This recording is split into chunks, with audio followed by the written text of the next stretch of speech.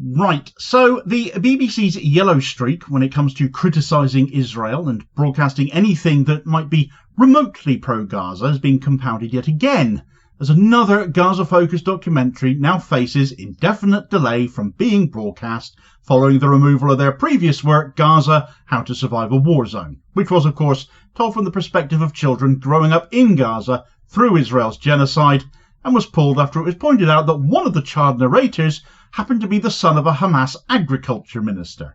Hamas being the Gaza government, regardless of the UK's terror designation of not just the armed wing of Hamas, but the political side as well.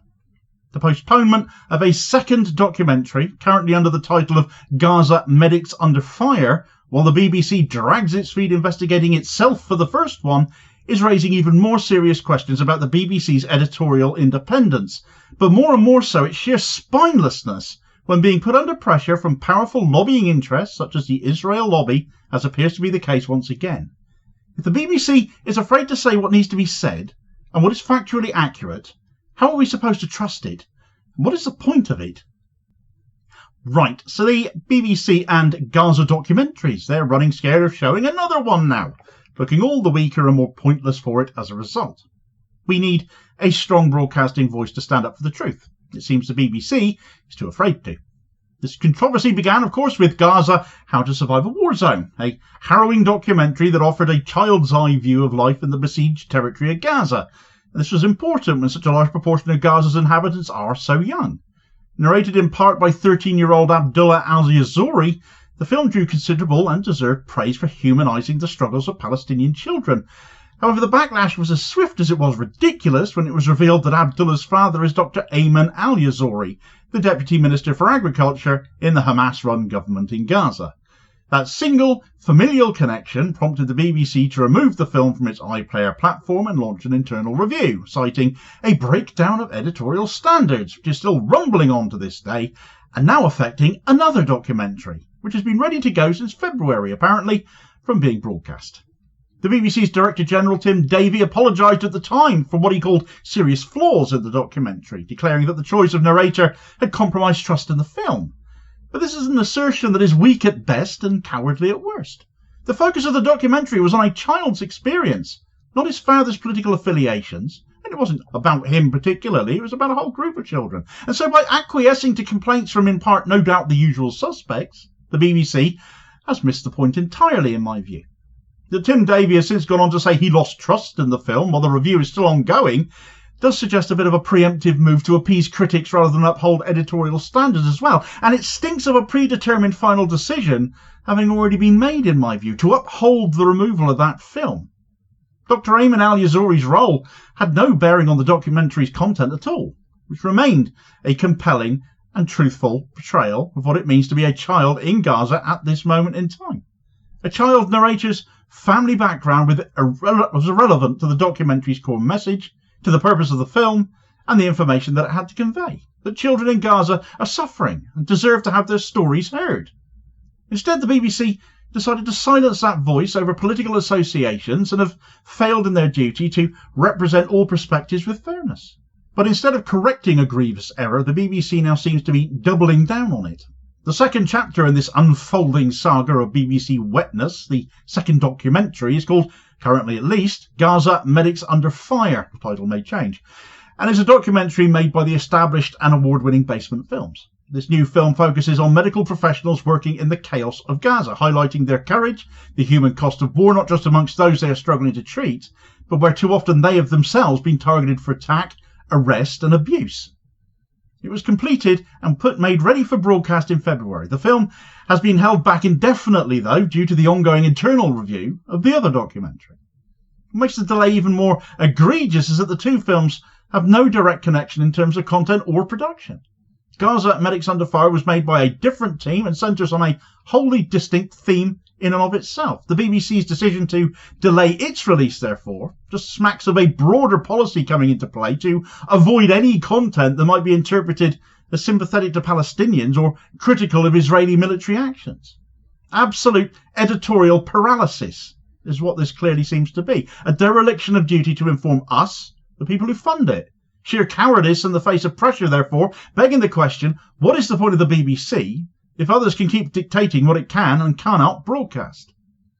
Basement Films have expressed their deep frustration as well, stating that the delay jeopardises the timeliness and relevance of the stories depicted in their film. They've been filming it over the past year.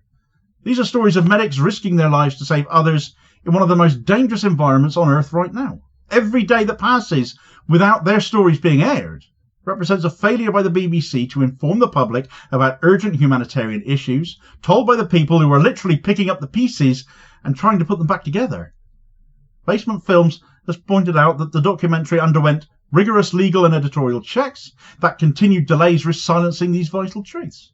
They also aren't the only ones berating the BBC for its inaction here either. One such critic has been the historian William Dalrymple, who issued a scathing response to this move. A piece from Yahoo News quotes him, which reads, "Historian William Dalrymple also criticised the broadcaster's decision as he said the broadcaster is wrecking its reputation over its failure to hold the Israeli government to account. He wrote on social media, the BBC really needs to get a spine. It is wrecking its reputation with its systematic censorship of the news out of Gaza and its failure to hold Benjamin Netanyahu's government to account for war crimes, a description it is too cowardly to use." And he's right, of course. This is spinelessness. This is cowardice. And the BBC have shown us this ad nauseum throughout what passes for their news reports, refusing to use the word genocide. And both sidesing it all as if both sides are somehow equal, when one side is one of the most well-armed military forces on the planet, and the other is an occupied people, mostly women and children. Frankly, it's sick. Adding to the pressure, and in my view not in a good way either, is Ofcom, who have apparently threatened to intervene if the BBC fails to adequately investigate the showing of that first documentary, Gaza, How to Survive a Warzone. Will they intervene if the BBC decides to reinstate it then, or are they going to intervene if they don't reinstate it?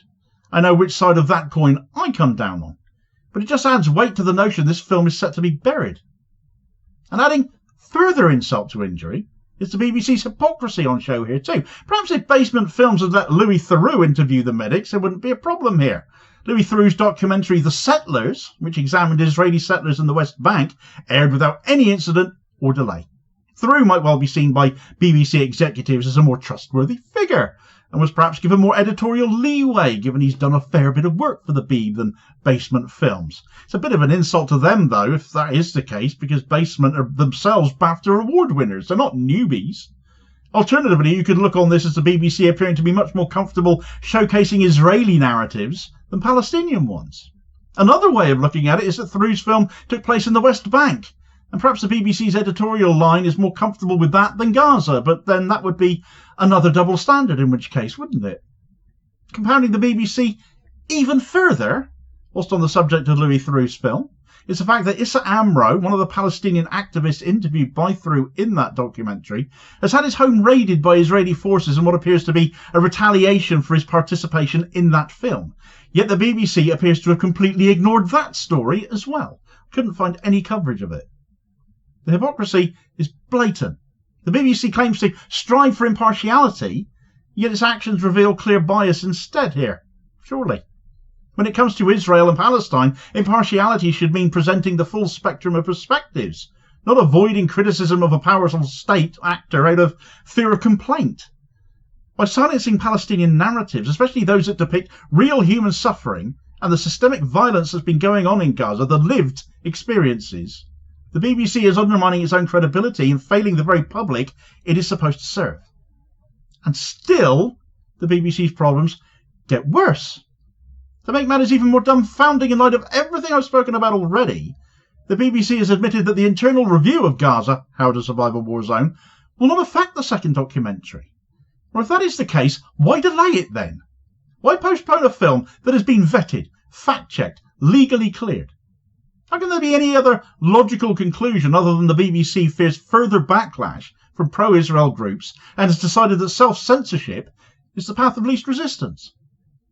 This is a betrayal of the British public, who fund the BBC through the licence fee with the expectation that it will operate with integrity and independence, because it's not doing that, is it?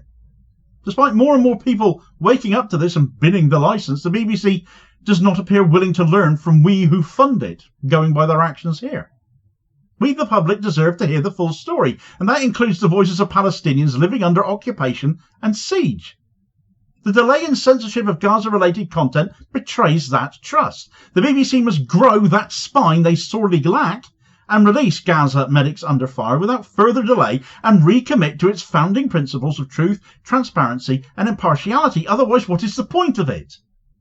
It has to resist political pressure and do its damn job of holding power to account. Actual journalism, as that would be. And only then can it begin to repair the damage it has done to its reputation and fulfill its mandate to inform, to educate and to serve the public. But I'm not going to hold my breath.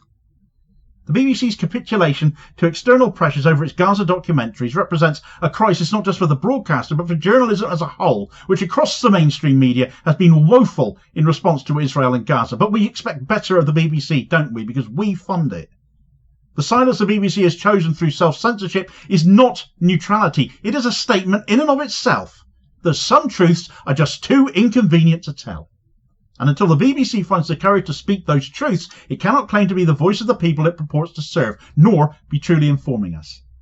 Independent media, as a consequence, has never been more important, so do support your favourites if you can.